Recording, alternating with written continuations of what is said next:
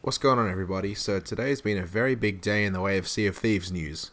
So some really big news regarding the new updates on Sea of Thieves that come out today, and I want to just really get in detail and talk about them in this video so we can sort of get an idea of what's going to happen within the next couple months inside the Sea of Thieves world. So without further ado, I'm going to try and keep this video as short as possible, and let's start getting into all the new news.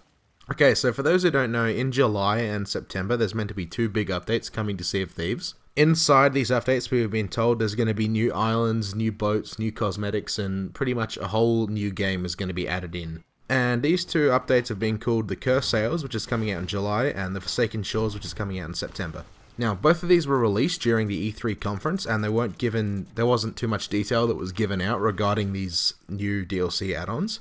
But with the new video that was released today, and I'll post this video below in the description, so go check that out. Essentially, they just released a whole lot of spoilers leading into this new update. Now, starting with what's coming first, the Cursed Sails update. And what we know so far, well, what we learnt at the day of recording this, is the Cursed Sails will be introduced by skeleton crews, and they won't be leaving, so it'll essentially be like the Megalodon update, but it'll be staying forever. So essentially there'll be skeleton ships roaming that you can have skirmishes with, and they'll be running as a limited time campaign to introduce them. Apparently there's going to be a little bit of a story and lore behind them just to make it a little bit more interesting and engaging for the people who want to do the story itself. And they also did state, which I'm very happy about this, that they'll make sure there's reasons to replay it. So with the Hungering in the Deep, once you finished it the first time, it wasn't worth doing it again. But now apparently what they're going to do, they're going to make it so it's worth doing these new things again. They've also added a few more little details that are going to be included in this July update. And one of the things that I find most interesting is they're going to be introducing a new type of cursed cannibals. And apparently this is going to be a more powerful version of the cannibals we already have in our ship. They haven't confirmed how you can get them yet, but they have stated that you'll be able to get them from the enemy ships that start firing at you, that are AI controlled.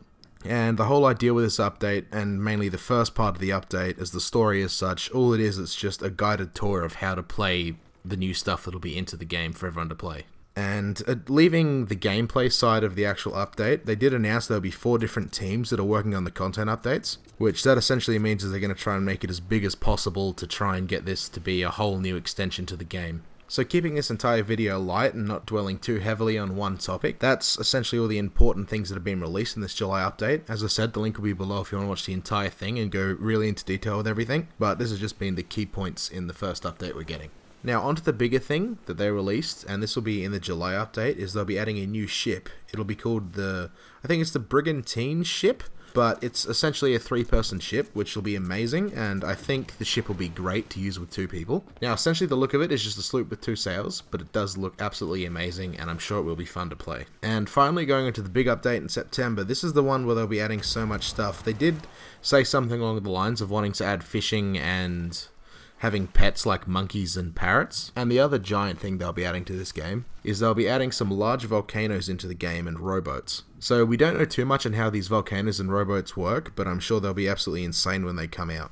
And from what we've seen so far by this new volcano update island edition thing they're doing to this Sea of Thieves world, is without a doubt it's going to be an absolutely insane mission, and it's going to be very dangerous. I'm assuming the main reason why they put the rowboats inside this game now is the flying bits of magma and rock that can come out and attack your ship. So it'll be quite interesting to see how this rowboat feature plays out in the big game. And even then, I'm sure the rowboats could be used quite well for, say, taking over another ship if you don't want to be seen, or sneaking onto an island if you want to get some loot and you don't want to take the ship in there because it's too hard to get. I mean, for example, I think the rowboats will be great for Thieves Haven because that tight little gap, it could save a lot of time. So to keep things short, the only downside I can really see to these new updates is the time frame that they'll be releasing them. For example, I mean, the July time frame will be absolutely amazing because there'll be nothing to compete with it, but in September, and mainly September, October, November, that seems to be the 3 months or the period of time in the year where all the big games come out. So it'll be very interesting to see how Sea of Thieves holds up, whether there'll be more people who play it come the end of this year or less people that play it come the end of this year. Either way, I'm sure you are, and I'm definitely am. I'm very hyped to see how this goes, and I'm very eager to play the new stuff. Alright, so to wrap things up, that's essentially all the key points. Well, in my opinion, that's all the key points and the key notes to take from this new conference. But if you want to watch everything that's going on, I'll link it down in the description, so feel free to look there. And also, if you're down in the description and you personally enjoy my content, you want to see what I get up to when I'm not uploading, which I do have a busy schedule, so I'm sorry that it's not as frequent as it should be. I'll have my Twitter linked as well, so if you want to connect with me and talk to me and just have a general conversation, I guess, or maybe you want someone to play with and Sea of Thieves, feel free to hit me up on Twitter. I try to reply to everyone as quick as I can, but as you know, life gets in the way, so I probably, well, I mean, I'll try to reply to you within the instant, but it might not happen all the time. So anyway, to wrap this up, I do thank you guys for watching this video, and if you enjoyed it, feel free to subscribe, and if you enjoyed this video and it helped, please do leave a like. It's absolutely amazing. All the support I've been getting is insane and it's blowing my mind, and yeah, I'm just really happy with it. So anyway, if you want Sea of Thieves content updates and you want to know how to do all the new weekly challenges within the first couple hours or hour upon release, feel free to subscribe because I'll be doing them every week with all the new updates. That being said, this has been Cynical, and I'll see you guys later.